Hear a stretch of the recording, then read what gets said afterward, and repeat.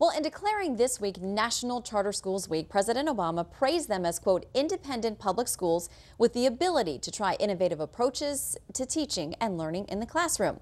Despite that endorsement, there is a battle brewing over a proposed charter school that would serve military families on one base in Florida, something a number of the families say they desperately want. But the local school board has concerns and remains unconvinced. Joining me now, Jon Hage, the CEO and founder of Charter Schools USA, which is fighting to get that school established on MacDill Air Force Base in Tampa. Jon, thank you for joining us today. Good to see you. Thanks, Shannon, for having me. All right, I want to start with some of the objections. By the way, we did reach out to the Hillsborough County School Board, didn't hear back from them. They are more than welcome to join this conversation. We'd love to hear from them. But at least one board member has been quoted in the Tampa Bay Times down there saying that Charter Schools USA, in my investigation, has had a history of issues.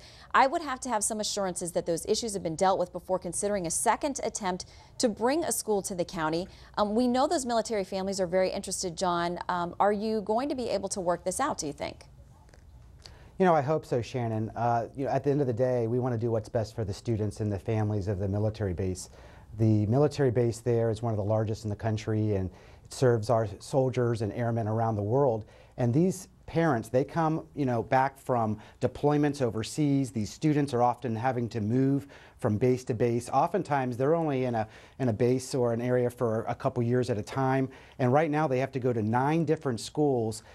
They can't even carpool together. So we're trying to bring a solution together for the base that focuses on the best interests of the parents and the students. And if there's any reason or any purpose that you could think of for a charter school, this would be one of them, is actually helping our military families with a quality education.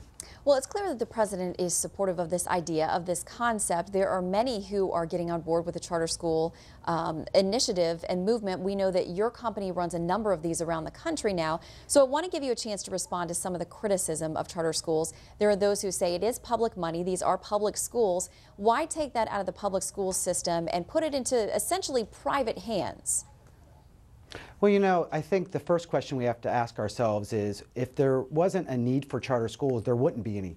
In other words, there's a reason there's 2.5 million students today and about another million on a waiting list to try to get into charter schools.